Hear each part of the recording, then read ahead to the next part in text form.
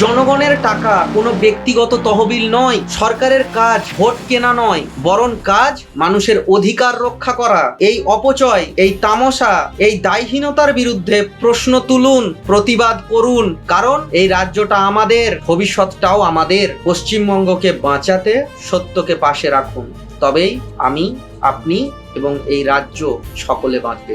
উৎসব প্রয়োজন, তাতে কোনো সন্দেহ নেই, কিন্তু উৎসবের নাম করে যদি শিক্ষা, স্বাস্থ্য, কর্ম এবং ভবিষ্যৎকে বিক্রি করে দেওয়া হয়, সেটাকে উৎসব বলে না, সেটাকে বলে প্রতারণা। এ রাজনীতি আনন্দ নয়, এটা এক ভয়ঙ্কর অন্ধকার। এখন প্রশ্ন হচ্ছে, জনগণের টাকা সেটা কি পুজোর প্রসাদ?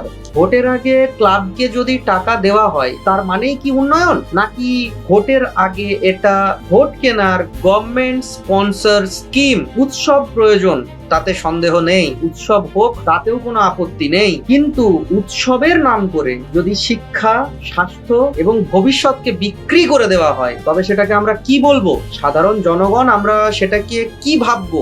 আর এদিকে সরকারি নিয়োগ বন্ধ, কলেজে ভর্তি বন্ধ, জয়েন্ট এন্ট্রান্সের ফল বেরোয়নি, বিয়ে নেই, হাসপাতালগুলোর অবস্থা শোচনীয়, সরকারি বাস পরিষেবা ধীরে ধীরে রসাতলে যাচ্ছে, নিকাশি ব্যবস্থা শোচনীয় এবং রাস্তাঘাটের পরিষেবা একদম হতশ্রী। বুঝলেন?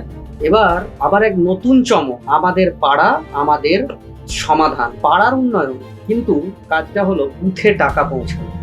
এক বুথে প্রায় 10 লক্ষ করে টাকা। অ্যামাউন্টটা শুনে চমকে উঠছেন?